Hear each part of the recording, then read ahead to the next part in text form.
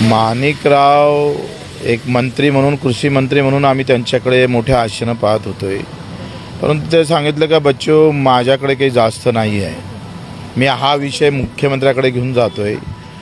पण आम्ही कर्जमाफीच्या बाजूनं आमची मानसिकता आहे, कर्जमाफी झाली पाहिजे असं माणिकराव कृषी मंत्री पण म्हटलेले आहे. मग आता अडलं कुठं आहे, तारीख का दिली जात नाही?